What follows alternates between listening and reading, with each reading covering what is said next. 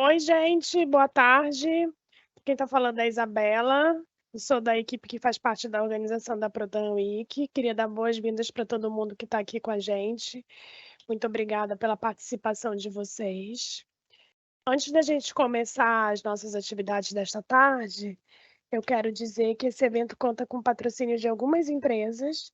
E eu vou listar elas aqui agora, tá bom? É a Clearit, Elanink, NTSEC, Checkpoint, e conta com o apoio da Kaspersky, Petrucci, o Grupo de Segurança da Informação da Presidência da República, o Banco Interamericano de Desenvolvimento, a Escola Superior de Advocacia da Ordem dos Advogados do Brasil, as empresas Bemol, Embratel, Fundação Paulo Feitosa e a Every. Antes de eu passar a palavra para a Lilian, para ela dar as boas-vindas e fazer as honras da casa para os palestrantes, eu queria dizer que os links de avaliação do evento e da lista de presenças estão aqui na nossa área de perguntas e respostas. Quem não conseguir achar, é um ícone com uma interrogação que fica no canto superior da tela, tá bom?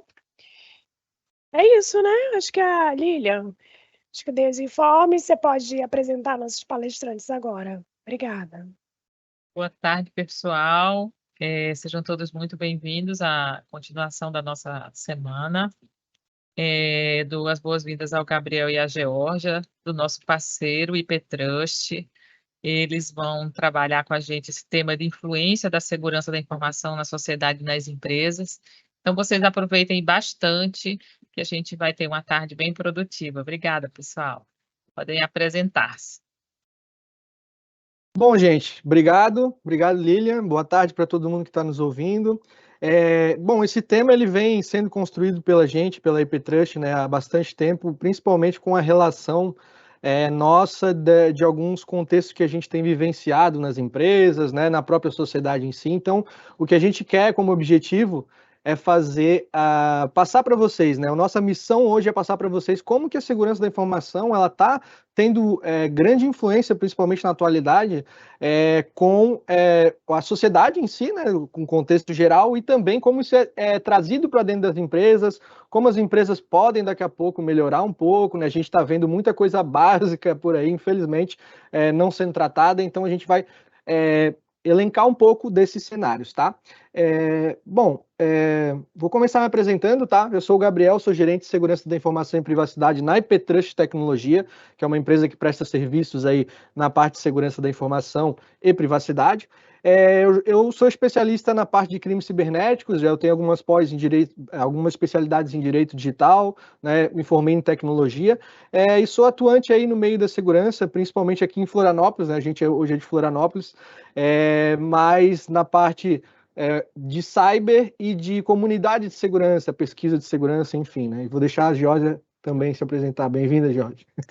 Boa tarde a todas as pessoas que nos assistem hoje.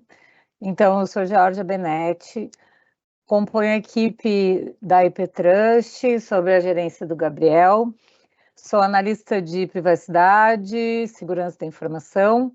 A minha formação é em análise de sistemas, sou perita forense, perita judicial e também sou doutora em ciências humanas, onde eu desenvolvi uma tese sobre esse tema, que é o tema que a gente vai tratar hoje, que são as interfaces entre a tecnologia e a sociedade. Bom, gente, show de bola. Dadas as apresentações, então a gente vai ir para o que interessa, né? Falar um pouco sobre a parte da segurança da informação. O que a gente vai abordar aqui hoje, né? A transformação digital na sociedade, como que ela influencia, né? Como que o pessoal está encarando a parte do uso da tecnologia na sociedade, como a gente está dependente, né? Às vezes a gente pensa muito, ou não para pensar, digamos assim, né, na questão de como a gente está imerso hoje na tecnologia. Então a gente vai abordar um pouco sobre essa questão, né? Isso trouxe alguns problemas de segurança da informação para a atualidade, que a gente vai abordar, a evolução dos crimes cibernéticos, como ele tem se profissionalizado, né, como ele tem influenciado na vida das pessoas e das empresas, né? O que a gente tem a ver com isso? Porque a gente tem uma cultura hoje, talvez no Brasil, né, que a gente tem que evoluir sim sobre cibersegurança. Alguns outros países estão mais avançados, outros estão menos, mas a gente vai elencar um pouco dessa cultura, que é um tema muito importante para a segurança da informação, né? E aí, como que a gente pode se proteger na sociedade, nas empresas? Então, a gente vai comentar um pouco, permear sobre esses assuntos, tá? Bom, gente, eu trago aqui uma primeira slide aqui, falando um pouco sobre a questão da evolução dos smartphones, da tecnologia, da dependência da tecnologia na nossa vida, na sociedade, tá? Vocês já pararam para pensar, né? Todo mundo hoje tem um smartphone, eu estou fazendo essa transmissão para vocês. A gente teve uma pandemia que a gente é obrigada a colocar isso como tema também, mas a gente está vendo uma evolução muito grande do uso das tecnologias e da tecnologia sendo conectadas, por exemplo, na internet, na rede, né? Nesse gráfico aqui que eu trouxe, né? O importante salientar para vocês, por exemplo, que o crescimento da população mundial aumentou 0,8%. Agora em 2023, né? Mas os smartphones, os dispositivos, eles aumentaram 3,2%. O que isso quer dizer?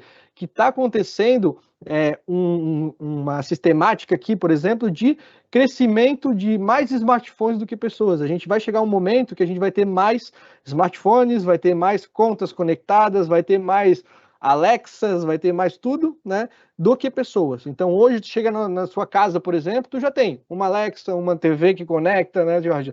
A gente tem um celular corporativo, um pessoal, um dispositivo corporativo e um pessoal, então a gente tem isso aí muito crescente, né? E, inclusive, esse é o quadro ideal no mundo dos negócios, né? Aqui a gente está falando num contexto de negócio, o ideal é ter um dispositivo pessoal e um corporativo. Então, aqui isso já deveria acontecer. Perfeito. Falando um pouco também, né? Isso aqui é um pouco clichê, mas embasa a questão da segurança, né? Poxa, tanta coisa acontecendo na internet, né? Esse aqui é um gráfico simples, por exemplo, do que acontece na internet em um minuto. A gente não para pensar, a gente tem tudo no smartphone, tudo no dispositivo, mas vocês sabem, por exemplo, que dando um exemplo aqui, né? 2,4 milhões de buscas são feitas em um segundo, desculpa. 60 segundos, 1 minuto, desculpa, na internet hoje, né? Então, assim, é absurdo o número de informações que a gente tem acesso, né? Que a gente consome hoje. Dizem hoje que uma criança ali de 5 anos, mais ou menos, ela já produziu mais informações hoje na internet do que um rei, uma rainha, por exemplo, na Idade Média, por exemplo, né? Então, para vocês terem ideia de como a gente está influente na tecnologia hoje desde que nasceu, né? A minha filha, por exemplo, eu tenho uma filha que ela pensa que tudo é touch hoje, né? Então ela vai na TV e fica mexendo. Filha, a TV não é touch, né? Mas assim, é tudo. A gente tem uma cultura hoje de tecnologia que está vindo com a nova geração, né? Então é uma coisa que a gente tem que observar. Nessa mudança cultural, a gente está passando por um momento de muita mudança cultural. Todo mundo sabe disso, né? Mas agora, para focar alguns pontos que são bem importantes para essa nossa conversa de hoje, o que é significativo nessa mudança cultural e que é uma mudança social? A gente tem uma virada radical na nossa economia. A nossa economia está cada vez mais migrando para o meio digital. Ela está muito digitalizada hoje em dia, né? Está tão digitalizada que os dados adquiriram muito mais valor, às vezes, do que bens até que são físicos, né, que são tangíveis que a gente pode tocar. Então, aquela frase, que é um jargão até, que dados hoje são um novo petróleo, elas ilustram esse contexto de uma economia altamente digitalizada, e isso tem um impacto muito grande no contexto da segurança cibernética também, mas não só. Bom, gente, além dos negócios, a gente tem uma mudança significativa no nosso comportamento, né? Eu gosto muito dessa comparação, né? Que é a campanha da Hillary Clinton como presidência dos Estados Unidos, né? Em 2006 e 2016. A gente via em 2006, por exemplo, o pessoal sem smartphone, o celular era usado para ligar mesmo, né? Hoje a gente nem quer receber mais ligação. A gente está falando tudo pelo WhatsApp, então mudou a cultura. As pessoas mudaram a cultura, né? Então, por exemplo, em 2006 ali na imagem, o pessoal pedindo autógrafo. Em 2016, todo mundo de costa para Hillary tirando uma selfie, né? Então a gente vai em shows, por exemplo, hoje, né? Eu vi uma notícia, acho que não sei se era Guns N' Roses, Metallica, alguma coisa assim, que ele falou, poxa, o pessoal vai no meu show hoje e em vez de pular, de interagir, eles estão filmando e tá cheio de luzinha, né? Filmando o celular. A gente faz um vídeo de 1 hora e meia, chega em casa, não aproveitou o show porque estava filmando, chegou em casa, também não viu, porque não quer consumir esse conteúdo muito grande, né? Daqui a pouco aquele sinal, né, de que o show vai acabar não vai ser nem mais do bis, a gente já vai ver quando o artista ou a banda chamar a gente para virar ali, para preparar a selfie com eles no palco, a gente já vai saber que o show está chegando no final, né? Sim. Então são sinais de mudança que a gente vai percebendo. E os negócios, por exemplo, né? Quem agora não usa o Uber, né? O Uber, isso aqui já está mais do que ultrapassado já, né? A gente vai falar um pouco de IA também. Mas, por exemplo, os negócios eles mudaram. A gente não tem mais empresa de táxi tradicional, quer dizer, até tem, mas o pessoal prefere usar um aplicativo, né? O Uber nada mais é, por exemplo, que um aplicativo. Ele não foi uma empresa de táxi, uma empresa de transporte. Ele foi um aplicativo que alguém teve a ideia de criar, né? Então, são tecnologias que estão conectando pessoas a negócios. E isso está mudando muito hoje em dia, né? A gente não tem mais essa questão, é muito rápida essa interação, né? Outra coisa que a gente está vendo muito, né? Aí a própria IA, né? Quem tem um robô aspirador em casa que mapeia a casa da pessoa e faz um mapa da casa da pessoa, né? Eu vi uma notícia muito interessante que o pessoal estava desenvolvendo uma pantufa que monitorava idosos, então tu tá por exemplo, num lar de idosos, por exemplo, e a cuidadora ela não está tão atenta ali, mas consegue saber por uma notificação se o idoso caiu, a pressão arterial, a temperatura em tempo real por causa de uma pantufa que foi conectada na internet. Os assistentes de saúde baseados em IA ou com IA embarcado, né, são também uma grande novidade que vão ganhar muita proeminência na nossa vida, ainda mais com a população envelhecendo, né? Nossa população vai envelhecer e a gente vai usar assistentes de saúde, provavelmente eu, você, né, e vocês também. E tem coisas que começaram a mudar. Por que eu não posso botar uma mesa, por exemplo, na internet e depois medir o que está aqui dentro, o peso, por exemplo, um seu relógio que foi analógico muito tempo para poder ver as horas, hoje, por exemplo, ele mede batimento cardíaco, mede tudo, joga para o Google, a gente consegue ver tudo que está acontecendo, então a gente trouxe outros usos com a tecnologia, né? Eu acho que isso mudou muito a vida de cada um de nós, né? Então isso é IoT, né? É a internet das coisas, com cada vez mais coisas conectadas. Tudo que vocês podem imaginar vai ter um propósito para ser conectado na internet, né? As coisas não são mais coisas inanimadas, né? Elas já têm uma ação, elas já guardam informação sobre a gente, elas compartilham informação sobre os nossos hábitos, né? Então, nossa televisão, nossa geladeira, hoje em dia, né, até o aspirador tem um endereço IP e tem informações sobre os nossos hábitos. Verdade. E hoje a gente está com um conceito de transformação muito grande em cima da inteligência artificial, né, gente? Quem nunca ouviu agora falar em chat GPT, né? Quem não usa o chat GPT hoje para fazer um trabalho, para fazer qualquer coisa, né? A pessoa vai lá, perdia horas e horas fazendo alguma coisa, daqui a pouco coisas mais simples, é só perguntar para o chat GPT que ele vai te dar a resposta, né? E isso vai... A partir desse ponto, a gente vai ter uma transformação absurda na sociedade relacionada com a inteligência artificial. A gente já começou essa transformação. Muitos especialistas hoje dizem que a gente não sabe onde vai parar a parte da inteligência artificial. A gente não sabe onde ela vai conseguir interagir, onde ela vai conseguir chegar e influenciar na nossa vida. Eu acho que é uma coisa que vai só crescer daqui a pouco. A educação vai ter que mudar, a gente vai ter que mudar os negócios de novo, né? A IoT mudou os negócios mudaram com os aplicativos, agora veio IA. Poxa, outra transformação dos negócios, outra transformação na sociedade, mas isso vai acontecer. E, na verdade, já está acontecendo, né, com o chat GPT. Então é mais um, né? É mais um passo. É algo que soma com essa ideia de internet das coisas, ou de coisas que fazem ações, né? De coisas que não são coisas completamente paradas e estáticas. Então, além das coisas fazerem coisas, né? Sim. A gente também tem na inteligência artificial um modo novo, e isso é muito significativo para qualquer tipo de negócio, de criar e produzir coisas, né? Tanto que as nossas crianças já fazem isso de modo completamente diferente do jeito que a gente fez. É uma grande ruptura, né?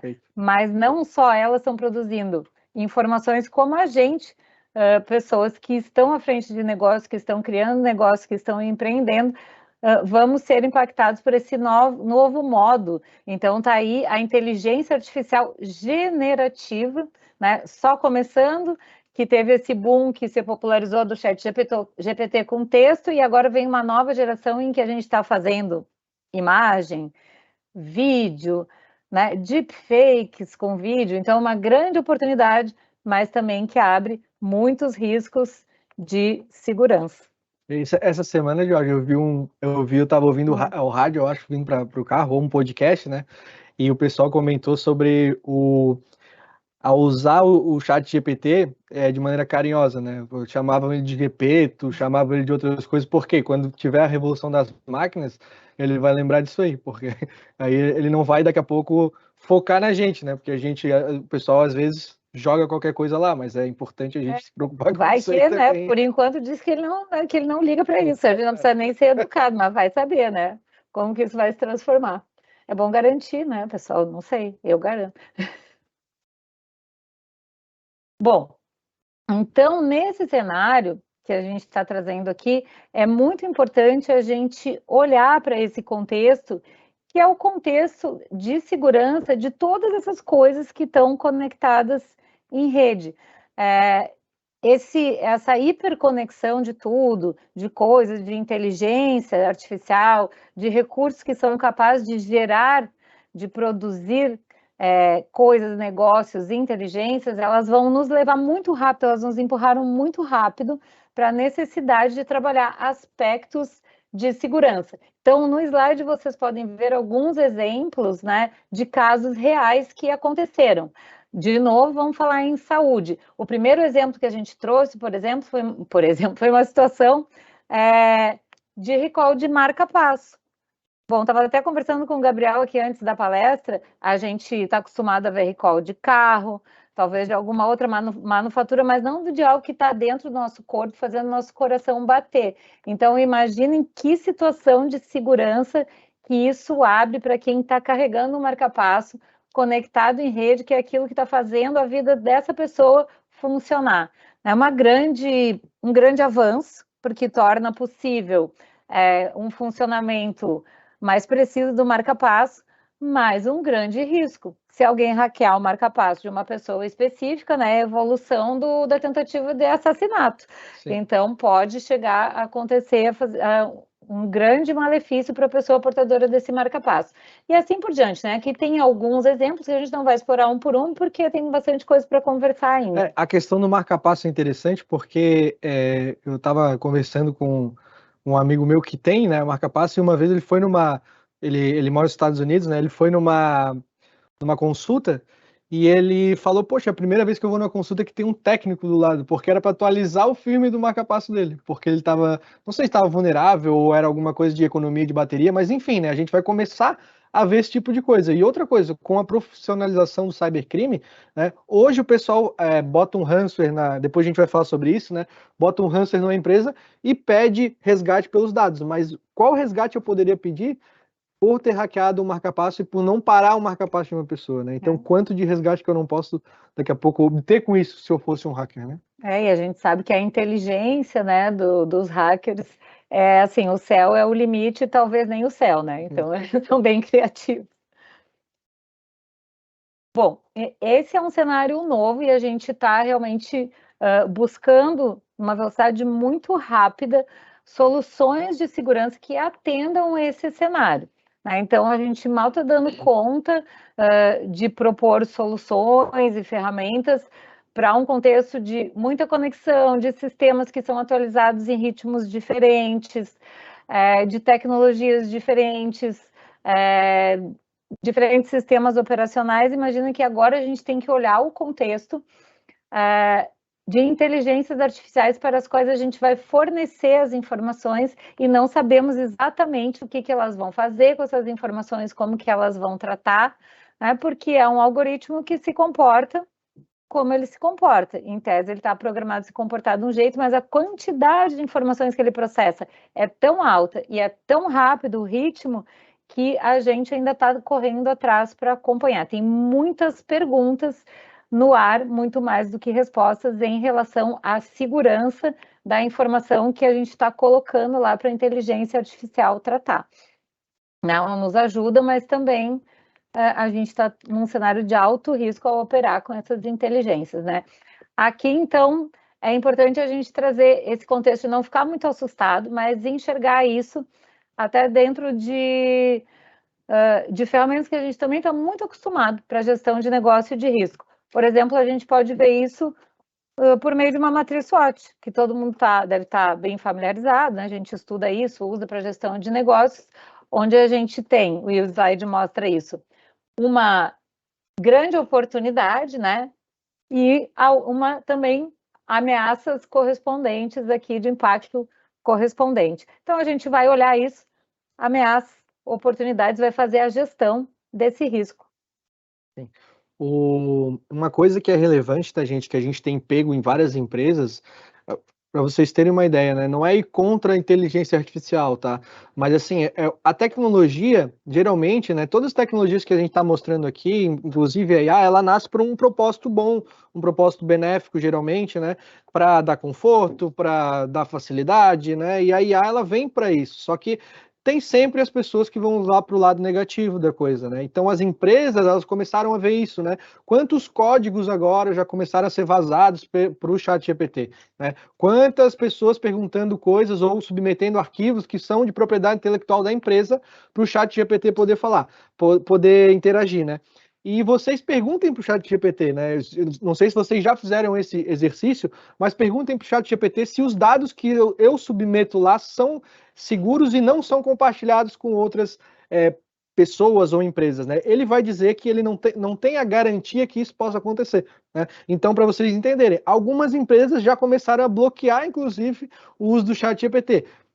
Não vou dar minha opinião, não sei se é uma coisa tão boa ou tão ruim, porque vai atrapalhar um pouco, mas assim, a segurança ela não vem para daqui a pouco barrar uma inovação, né? A gente tem que, como profissionais de segurança, quem é profissional de segurança e está assistindo a gente tem que inovar de maneira segura, né? Eu acho que esse é o ponto. Então, como a Georgia falou, por exemplo, medir os riscos, né? Às vezes eu quero conviver com o risco, às vezes eu quero mitigar um pouco aquele risco, mas deixar um risco residual. Então, existe essa medição que precisa acontecer, né? A gente vê muitas empresas não aplicando governança, não aplicando gestão de risco, que para a gente, né, vou dar a nossa opinião agora, que eu acho que é a tua também, é uma coisa básica na parte de segurança, né? Então, a cultura também envolve isso dentro das empresas, né?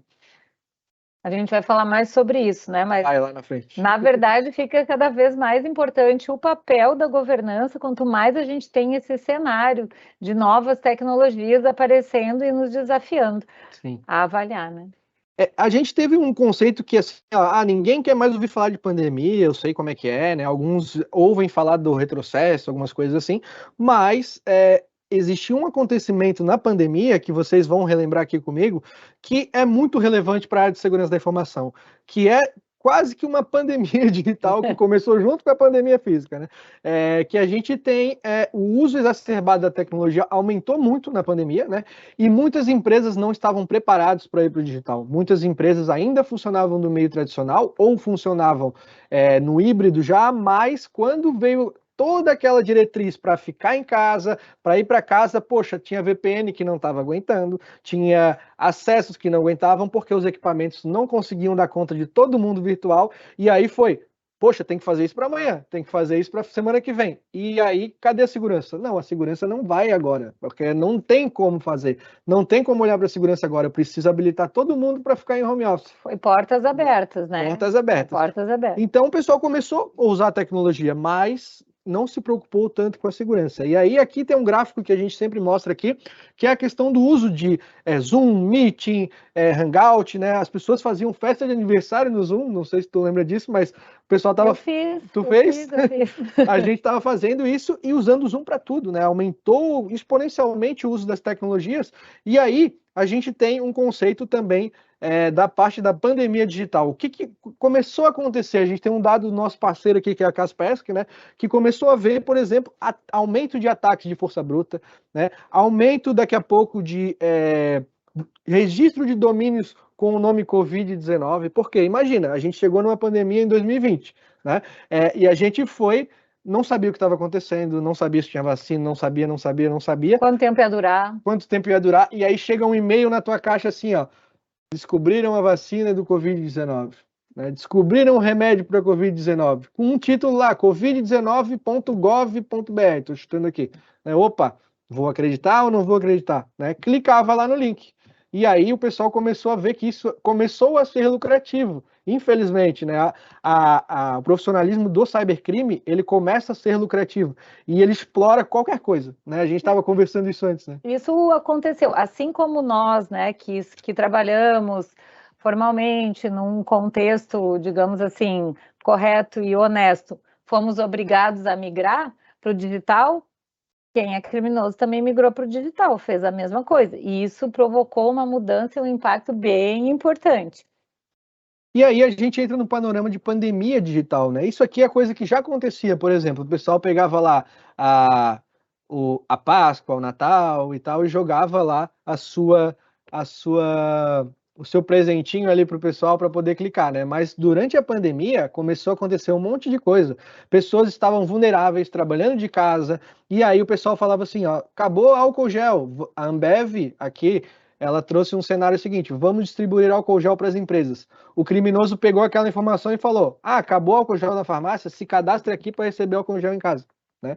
Até amanhã tu vai receber álcool gel na tua casa. E aí não contentes, né, de migrar para o digital, eles se aproveitaram desse momento que as pessoas estavam fragilizadas, estavam acreditando, né, em algumas oportunidades e usaram isso que era bem crítico, bem grave, para dar inúmeros golpes. Esses prints que vocês estão vendo, eles até estão um pouco feinhos, assim, porque eles são prints reais, tá? São das telas dos nossos dispositivos. Em algum momento, para não perder, a gente vai ter uma foto da tela mesmo. Nem printou. E a gente trouxe para vocês auxílio emergencial. Tinha um teste de coronavírus, gente, que assim, ó, vou falar para vocês, tu botava os dados de cartão de crédito e aí saía na tela o teste de coronavírus. Pra gente parece bobo, né? Mas quanta gente num aperto ou emocionalmente abalado não colocou os dados ali para ter o teste, né? Então, enfim, a gente tem esses cenários aí que acontecem também, né? Questão do SUS, né? Questão do Conect SUS, das vacinas, enfim, aconteceu uma pandemia digital que ela não terminou. E aí a gente tem um cenário, ela continuou cada vez maior, tá? Então, assim, a pandemia pode estar no seu fim agora, do Covid-19, mas a gente tem uma pandemia digital que só está crescendo. Que é a pandemia do cybercrime, né, com as lições aprendidas dessa época, que a gente também vai explorar aqui na sequência. Sim. Aqui é um relato, só um gráfico que eu trouxe para vocês, do aumento do registro de domínios com o nome Covid-19. Olha só como é que era ali em fevereiro, por exemplo, quando deslanchou a pandemia em março, isso cresceu exponencialmente. O pessoal colocava Covid-19, Covid-19 tudo junto, Covid.19, e aí acabou fazendo um monte de oportunidade para o cybercrime, né? Bom, e aqui eu trago um dado que a gente sempre gosta de trazer quando fala de profissionalização do cybercrime, porque com essa migração para o digital e com as lições que o cybercrime pôde aprender migrando para o digital, o que aconteceu? Se tornou um negócio altamente organizado e altamente lucrativo. Então, hoje, isso aqui é um dado da Forbes, né? Se o cybercrime fosse um país, ele seria a terceira economia do mundo. Então, essa mesma pesquisa que trouxe esse dado, ela diz que essa é a maior transferência de riqueza econômica já vista na história da humanidade. Então, isso é super significativo, né? Isso é um dado que a gente deve considerar para pensar em dar atenção mesmo para a nossa cibersegurança. A mim me impacta, espero que impacte a vocês também. A gente aqui às vezes sofre para virar um negócio, para manter um negócio lucrativo, né? Trabalha com uma série de indicadores, então eles estão fazendo isso muito bem. E eles também aprendem as lições com o que eles fazem, né? Não é algo é muito organizado, o cybercrime tem braços muito organizados. Então, o que eles aprenderam fazendo todo esse movimento de Covid-19, marca, domínios? Eles exploram a credibilidade das marcas. Então, aqui na tela vocês têm um fragmento de um relatório que se chama Fator Humano, porque hoje, com o avanço tecnológico, a gente consegue combater bem, né? É que nem um treinamento de esportes, a gente consegue jogar bem com cybercrime, mas eles têm uma vantagem, eles exploram a nossa humanidade. Então, o fator humano, ele é extremamente importante para esse sucesso do cybercrime, e a gente tem que se cuidar para não ajudar, né? Para não trabalhar para o lado deles, porque eles vão tentar explorar as nossas fragilidades. E um aspecto que está sendo muito explorado é a credibilidade das marcas. Então, a marca de vocês pode ser também utilizada, a credibilidade da marca dos negócios de vocês pode ser usada para dar esse tipo de golpe, né? Agora não é mais o Covid, mas, por exemplo, a Microsoft é uma das marcas, né, que é mais utilizada. Né? E aqui tem outra particularidade, o slide já vai aparecer aí para vocês, né?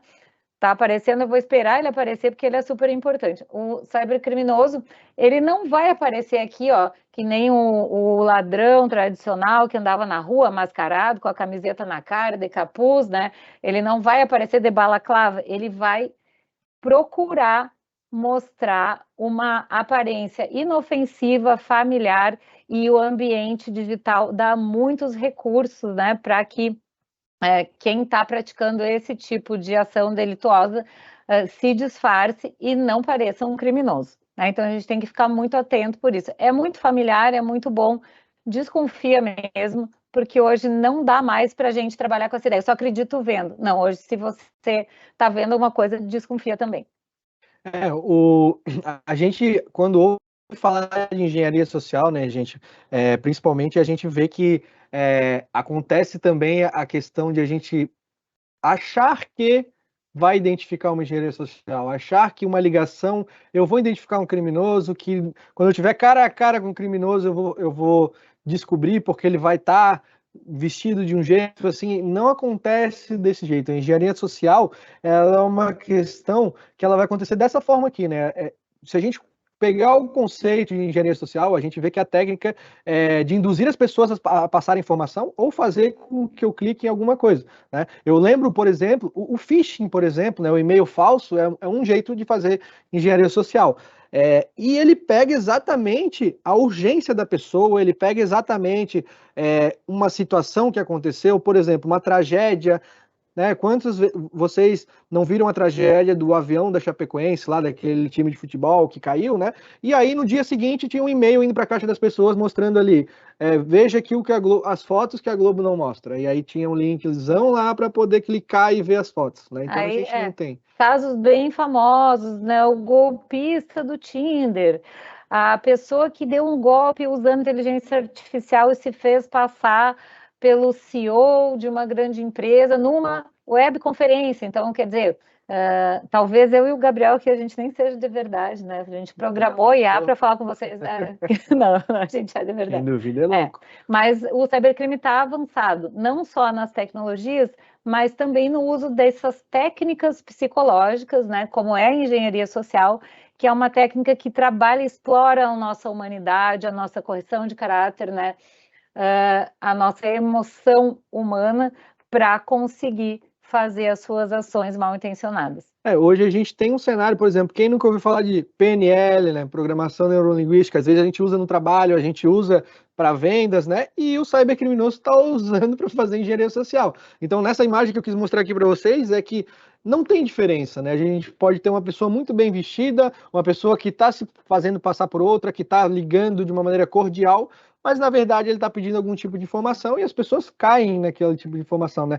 Os ataques hoje, eles são muito mais embasados em engenharia social do que qualquer outra coisa. Tá? Para poder encaixar, né, um recurso tecnológico que vá agir dentro de uma rede, de um dispositivo, de um recurso, a porta é aberta com a técnica de engenharia social, as estatísticas todas mostram isso de modo bem claro. E aqui a questão da autenticação também, né? Trazer um pouco dessa questão das senhas, né? Às vezes a gente pensa, as minhas senhas estão vazadas mesmo, a gente tem esse cenário, vou botar qualquer senha, vou botar só número, né? A gente tem um fator realmente tecnológico aqui na questão das senhas, mas a gente vê hoje que com o poder computacional que a gente tem, uma senha, por exemplo, ali ó, de 11 dígitos só numéricos, ela é quebrada instantaneamente, né? Então a gente tem um cenário aí para poder, por isso que a gente bate aí na tecla, quem não é da TI que está assistindo, né? Por isso que a gente bate na tecla de usar duplo fator de autenticação. Hoje é básico, né? Usar duplo fator de autenticação, porque senhas estão vazadas o tempo todo na internet, né? A gente tem essa quebra de senha muito rápida. Aqui a gente traz um site para vocês, né?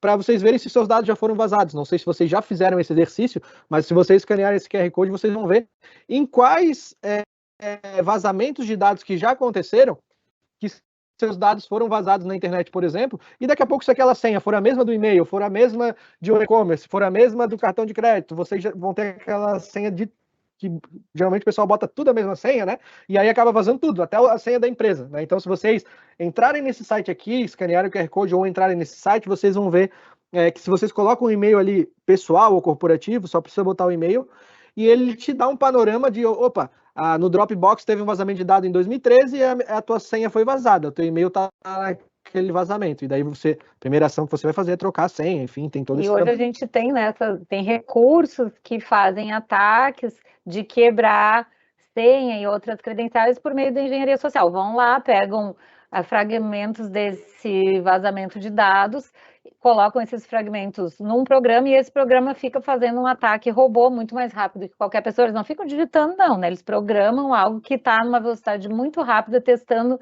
muitas coisas. Então, o nome do cachorro, aniversário da mãe, até que daqui a pouco aparece a mãe no WhatsApp, né? Clonado. Sim.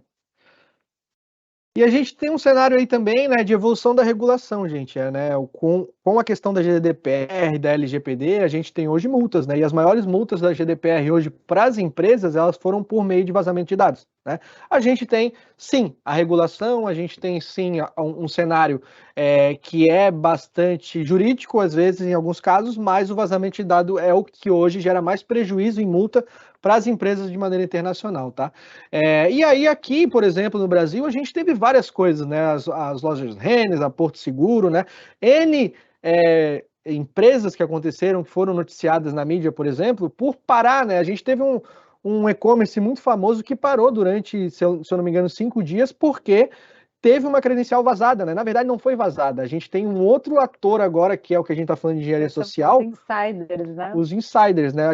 Eles compraram a senha de uma pessoa da TI que tinha acesso legítimo e fizeram um ataque cibernético. Então, pensem aí, como que vocês vão proteger a empresa de vocês, né, dessa questão? Porque envolve salário, daqui a pouco envolve a quantidade de acesso que aquela pessoa tem, envolve se ela está satisfeita ou não com a empresa, né? Envolve o momento de vida dela, em N situações, né? Pode ser tanto um colaborador que já está dentro da empresa e que por alguma insatisfação ele é assediado e vai vender credenciais, como pode ser até, a gente já conhece casos de pessoas que se aproximam de uma organização específica só com esse objetivo, então elas se preparam para ser aprovadas e ir lá dentro ter alguns acessos e roubar credenciais. Então, realmente a gente tem que olhar para esses atores que são os insiders também.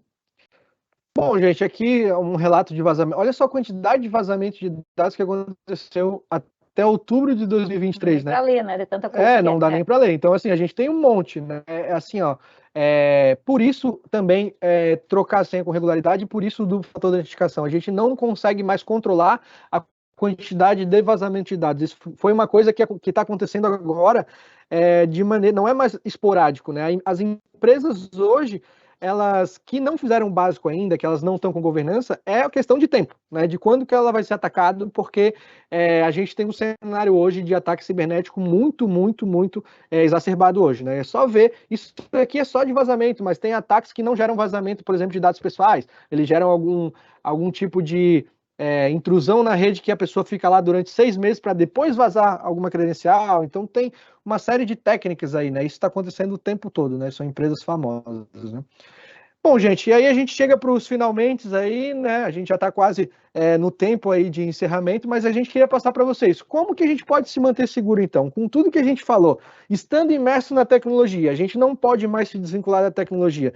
Tem um ponto interessante, né, também, que a tecnologia, ela é um fator habilitador, mas ela é um fator que desabilita também, né? Por exemplo, eu tenho meus avós hoje, né, com acesso ao WhatsApp, com acesso à internet, e eles não conseguem pagar uma conta no banco, né? E aí a conta de luz agora vem somente digital, né? Então a gente tem um contexto que a tecnologia não vai retroceder. Se vocês tinham essa esperança, né, eu estou trazendo um balde de água fria aqui, porque a tecnologia ela só vai avançar, né? E os cybercrimes só vão avançar. A gente não tem retrocesso mais desse cenário, né? Por isso que as regulações, elas começaram a existir, né? Então, poxa, como que a gente pode proteger? Primeiro de tudo, né? Hoje o Brasil, ele está se regulando, talvez não tanto como os Estados Unidos, não tanto como a Europa, né? Mas existem algumas regulações. O ataque cibernético, por exemplo, é uma coisa que hoje é crime, né? Desde 2012, a gente tem lá no Código Penal, no artigo 154A e B, a gente tem a questão da criminalização do ataque cibernético, a questão da criminalização de burlar algum tipo de meio de segurança. A gente tem o Marco Civil da internet, que permite com que as interações sejam gravadas para passar por uma polícia, por exemplo, né? E a gente tem hoje a LGPD, né? Que veio para regular os dados pessoais, né? E tivemos reformas também no Código Penal, em algumas legislações, para atender às necessidades que foram abertas por essa pandemia de crime cibernético que houve junto com a pandemia. Um profissional de segurança, gente, a primeira ação que ele tem que fazer é saber o quanto a empresa dele está envolvida nessa parte legal, né? Existe hoje normas do Bacen, existe agora a norma da parte de empresa de energia. A gente tem cenários de normas que precisam ser cumpridos, porque eles vêm com um propósito, que é o propósito de garantir a segurança de um dado pessoal, de garantir a segurança do cidadão. O próprio CDC, né, que é o Código de Defesa do Consumidor, ele foi alterado por causa da LGPD. Então a gente tem alguns cenários que, sim, o profissional de segurança precisa estar atento a essa questão de regulação, né? Bom, o Gabriel já explorou o tema desse slide, a gente já está aqui há bem pouquinho para o final, né? Falta pouco tempo, mas essa é a ideia. A gente vai se apavorar a abandonar a tecnologia? Não, a gente vai entender quais são os riscos, vai gerenciar esses riscos, tem recursos para isso, né? Porque não existe nada 100% seguro, nem nascer, nem fazer um café no fogão. Então, a gente não vai demonizar, né? Se a gente usa o fogo no fogão para fazer um café, a gente está correndo um risco. Então, a gente não vai demonizar as tecnologias digitais, a gente vai aprender a lidar com elas. Está ali a imagem do dirigível, né? Que foi uma máquina voadora, que foi tida como algo maravilhoso, e por causa era muito arriscado voar nele, um dia ele teve um acidente, mas não foi por isso que a gente desistiu de inventar máquinas voadoras, e hoje a gente tem máquinas que nos impõem muito menos risco. Acredito que será assim também com as tecnologias digitais.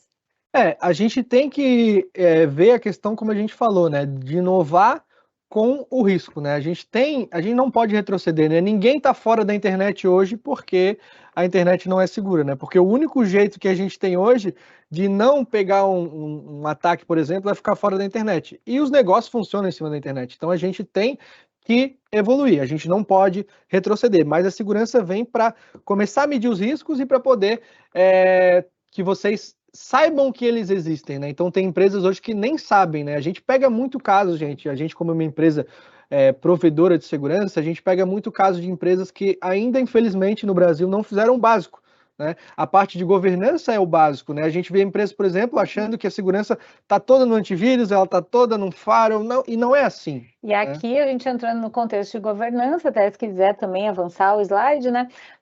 Não dá para a gente tratar assim, aceita que dói menos, né? A gente tem que entender e ver o que a gente vai aceitar de modo consciente, de modo pensado, de modo estratégico, né? Gestão de negócio, é business puro. A gente tem um conceito, né, gente, de pessoas, processos e tecnologia, você já deve ter ouvido falar, mas assim, por que eu trago ele nas palestras? Porque as pessoas, elas podem até ter ouvido falar, mas a gente pega muitas empresas que não fizeram isso ainda, né? A segurança não é só tecnologia, mas também não é só pessoas, ela é um conceito, né, é uma governança. Então, peguem lá a norma ISO 27001, peguem os syscontrols da vida e vejam lá que a gente tem técnicas hoje para fazer a governança. A segurança, eu acho que é o grande recado aí que a gente tem, né, de trazer essa questão da sociedade, como que ela vai evoluir culturalmente? Pela governança. A gente não consegue evoluir uma cultura dentro de uma empresa se não tiver constantemente atuando na governança. A gente tem que estabelecer uma governança, né, de segurança da informação, de cultura, de processos, para que isso comece a andar. Então, se vocês chegarem num contexto que vocês compraram todos os materiais, mas não tem ninguém olhando os logs, né, vocês não têm governança, vocês não têm segurança, né? Eu tenho uma analogia que eu sempre trago, né, a questão do banco, né? Poxa, quando a gente entra num banco, por que está tudo lá com porta de antimetal, com questões giratórias, né? E a gente não faz isso nas nossas empresas, por quê? Com a parte tecnológica, né? Por que a gente sai de casa e tranca a porta e a gente tranca o carro quando deixa ele na rua, mas dentro das nossas empresas as informações estão jogadas por tudo quanto é lado e não tem controle de acesso se o meu ativo maior está ali, né? Então a gente tem sim que observar esse tipo de coisa, e o profissional de segurança é o profissional que vai levar isso de uma maneira gráfica, por exemplo, ou vai alertar isso, por exemplo, para um pessoal de diretoria para poder comprar a ideia da governança, né? Então tem toda uma sistemática que tem que acontecer dentro das empresas e dentro de casa também. As coisas que a gente trouxe aqui é para que vocês utilizem também na casa de vocês, né? Só assim a gente vai elevar a cultura. Se vier de casa, já é melhor, porque antigamente o profissional que entrava nas empresas tinha um diferencial que era mexer com o computador. Hoje, quem não mexe com o computador está fora do mercado de trabalho, né? Dependendo da profissão, né? Mas nas profissões administrativas, sim. Isso vai acontecer com a segurança. Eu imagino quanto a gente não foi atropelado, né? Quando o automóvel começou a ser mais numeroso, né? E aí não estava acostumado com automóvel nas ruas, as pessoas devem ter sofrido muitos atropelamentos. Hoje a gente não atravessa uma rua sem olhar para os dois lados, a gente cuida, né? A via, como está a movimentação da via. Aqui é a mesma coisa. O que a gente ainda não faz é entender o que está trafegando aqui nesse cenário, né? Quais são os aviões, dirigíveis, automóveis, para tomar a mão, isso na mão e da diretividade, né? Porque a governança é diretividade estratégica e se utilizar de toda essa legislação e todas essas orientações. Bom, a nossa pergunta é agora, depois de tudo que a gente falou aqui, já estouramos um pouquinho o nosso tempo, mas só 4 minutinhos. Vocês estão se sentindo mais seguros? E eu acho que não, né? A segurança, realmente a gente se apavora muito quando a gente começa a falar e depois a gente entende que ela é uma prática diária, que ela é uma construção desse cenário de muita novidade e que a gente trabalha com segurança cibernética no contexto dos negócios, também como a gente faz na nossa casa.